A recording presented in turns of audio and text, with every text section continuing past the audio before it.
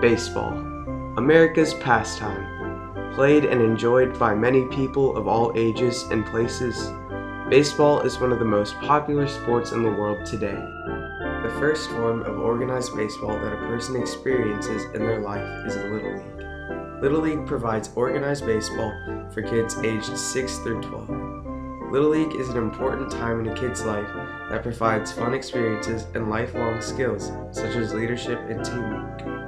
Little League baseball is a very important time in a person's childhood, but there is a whole other aspect of Little League that is often overlooked.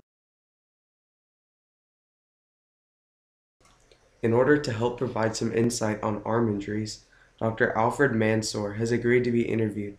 Dr. Alfred Mansour is an established pediatric and adolescent orthopedic surgeon who works at Memorial Hermann Hospital in Houston, Texas. Dr. Mansour is also the assistant team physician to the Colorado Rockies baseball organization and Denver Broncos football club. Dr. Mansour confirmed that arm injuries have become increasingly more common. Over the past 20 years, more kids are playing sports, particularly Little League baseball. More kids are playing them year-round, and they're playing them at a more intense level.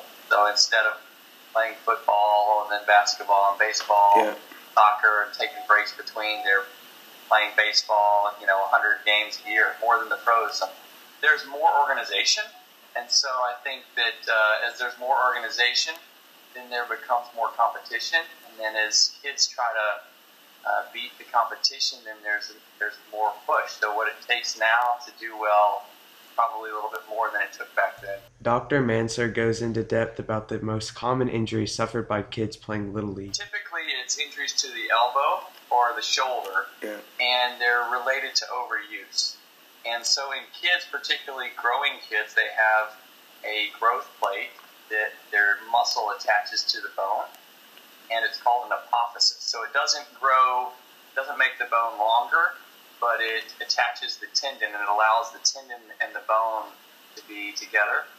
And so you get irritation of that interface, that apophysis, and it's called apophysitis. And there's one in the shoulder, so that'd be Little League shoulder. And that's the actual growth plate. And then there's Little League elbow, which is typically the apophysis of the elbow.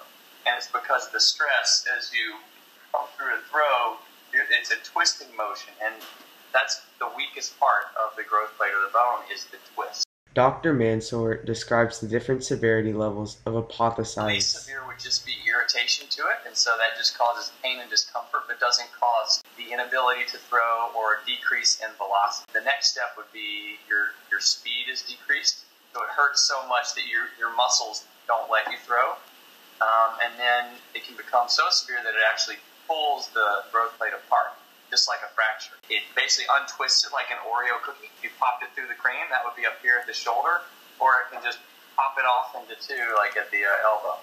So it can become where it needs surgery if it gets severe. If it fractures it, but the bone doesn't move into a different spot, so if it's what we call non-displaced, then we can typically treat it with rest. But it takes a long time for that to heal and get back to normal. So some kids are out several months before they're throwing again.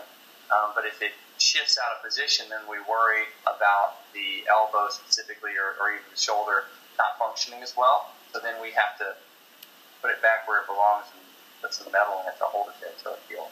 I think there are lots of kids that are walking around that have mild, their elbow hurts a little bit after they throw, but they don't even see a doctor. So those are still, minor injuries, and then it kind of decreases in number and increases in severity. Little League shoulder or mild Little League elbow typically would rest them about 4 weeks. If it's a more severe injury, then the rest time becomes longer, 6 weeks or 8 weeks. Dr. Mansour gives some advice about how to prevent arm injuries. The biggest thing is awareness. If you're tired, if your arm is aching, then you shouldn't be throwing, and certainly not going full velocity off a mound. You need a good mechanic. I got to help take care of the Colorado Rockies last year, and it's hard for me to even name one of them that was a pitcher in Little League that's a pitcher in the pros. A lot of these guys were just great athletes. They played lots of different positions, and then in high school, or some of them even in college, they said, hey, you know what, maybe I'll try to pitch. And then they pitched, and now they're pitching in the pros. Not overdoing it early on, because just because you can pitch and strike everybody out at 8 doesn't mean that you're going to be able to make it. You're in high school or college. So it's all about longevity. I tell people it's a marathon, it's not a sprint, so it doesn't matter how fast you did the first mile. If you can't finish the race, you didn't have the right approach. All the coaches should be aware of recommendations and really having the parents be their child's advocate. So a kid doesn't always know right or wrong or what the long-term consequences are, and sometimes they're pushed, and it's that parent's job to step in and say, listen, I know you want to do it, and if I let you, you would, but I don't think that's what's best for you long-term. No single game in Little League is ever worth an injury to a child, certainly one that ends their career. One person who knows the devastating effects of arm injuries is Rafael Gross. Rafael Gross grew up in the impoverished Dominican Republic where baseball is everything. He went to school during the week and played baseball on the weekends. For kids there, baseball is seen as a way out and a way to support their family. Raffi was one of the lucky players who got signed by a major league team. In 1993, Raffi began his professional baseball career with the minor league affiliate of the Los Angeles Dodgers. Raffi began as a position player, but was moved to pitcher after suffering from an arm injury. He had a successful couple of years as a minor league pitcher, winning one Northern League Pitcher of the Year until he injured his arm again, this time for good. Although Raffi's promising baseball career came to an end, he found his true calling as a baseball coach. Raffi has been coaching in the Houston area for 13 years as a select team coach and a private instructor. Raffi shares his views of arm injuries from a coaching perspective. Well, a lot of the kids, they get hurt here by the way that they throw the ball or they overuse. And whoever's coaching, they never realize how they using it. When you start in the season, then you feel strong, and then your arms start getting weak and weak. But coaches start keep using you the same way, and then late in the season, you think you're the same how you start, and the arms are getting weak, and then you start changing your mechanic, because your coach thinks you're ready. Well, no, you're already late. That's when injury comes through. A lot of the kids, they don't have the time to do the workout how they need to do it. Because what I realize here in the U.S., now that I'm being here coaching a lot, is they work by the time.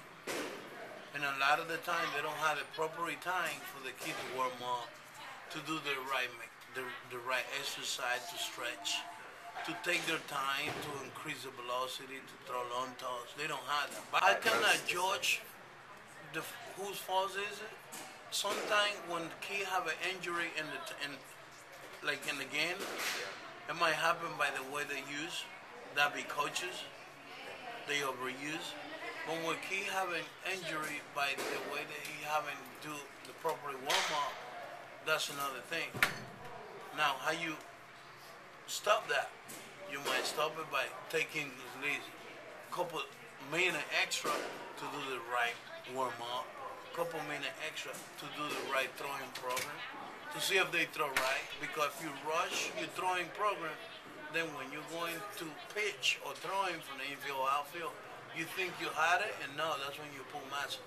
Players on how to. Coach Raffi gives some advice about how to keep kids' arms healthy. Stretch and do the proper warm up. It's not just get in from the car and let's throw the ball. You gotta take your time and do the proper warm up, proper mechanic, proper conditioning before game time. It's just not throw ball and let's go. You gotta take your time. Everything is a process. When you're young, you don't feel it. When you start getting older, 14, 15, you're gonna need it. I say here they work a lot from the time. You know, a lot of the time, mom work, dad work, and they don't have a lot of time to be on time on practice.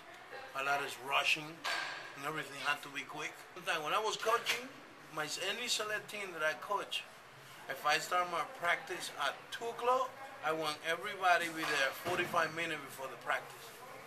Because in there, I have my time to explain in 10 minutes what we need to do, the time, and those 30 minutes extra, we're going to do a couple laps before we start doing the running program or throwing program. We're going to have to do a couple laps, do a couple exercise to get losing all the muscle in the body. It's about the time that you take to condition your body for the love of the game. That is Raffi's motto, and it is that belief that made him such a good player and currently makes him such a good coach. John Hathorn is a baseball player who firmly believes in that motto and had to fight through a major roadblock in order to continue to play the game that he loves. John Hathorn, currently a freshman baseball player at Strake Jesuit, knows what it feels like to have a severe arm injury. John suffered a separated growth plate in his elbow when he was just 12 years old. Fortunately, he is fully recovered and still pitches up to this day. John talks about his experiences with his arm injury.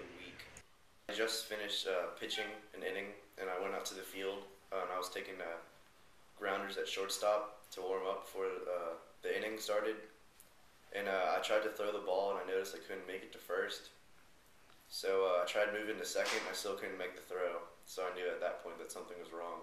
The doctor told me that it was from just basically throwing too much, and he said that I put a lot of torque in my arm for my size, so that really was a big factor in injuring it. I sort of tested it out a little bit and threw the ball around, but I just knew something was wrong because I could only throw it like 10 feet in the air. I told my coach, which was my dad, I was unable to throw for about a year, and then I was unable to pitch for 2 years. I went to physical therapy once a week. I had an exercise routine I had to do to strengthen my arm to get it back into throwing shape. It was really difficult also at first because my arm was so weak, and I had lost all my muscle in my arm from not throwing. I had 2 years off, and that's a lot of pitching that I missed. I don't have to worry about really overthrowing or anything now because I know I had a long break, and I feel like my arm's in really good shape. I'm still building it up and just getting strong.